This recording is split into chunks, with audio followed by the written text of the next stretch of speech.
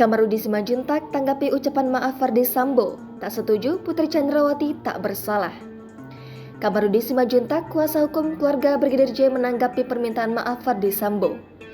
Kamarudin Simanjuntak menganggap Ferdy Sambo memiliki kejahatan cukup banyak yang melibatkan banyak anggota polisi.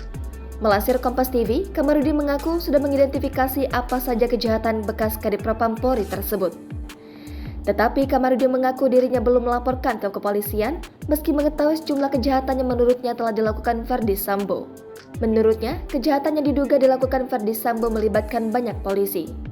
Ketika dikonfirmasi apa saja kejahatan Ferdy Sambo yang dikatakan telah diidentifikasi dan melibatkan banyak polisi, Kamarudin mengungkapkan dugaan-dugaannya. Oleh karena itu, Kamarudin berpesan kepada suami dari Putri Chandrawati tersebut untuk benar-benar bertobat dan menyadari semua kesalahannya. Kamarudin turut merespon soal Ferdy Sambo yang meminta maaf kepada keluarga Brigadir J.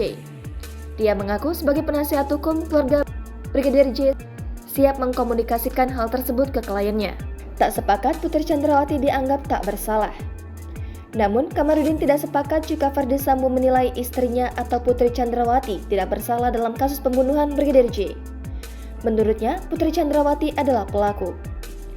Diberitakan Tribun.Solo.com sebelumnya, dalam tahap 2 perkaranya, Ferdy Sambo sempat menyampaikan rasa penyesalannya. Ferdy Sambo kemudian menyampaikan permohonan maaf kepada pihak-pihak yang akhirnya terdampak akibat perbuatannya hingga kepada orang tua Yosua.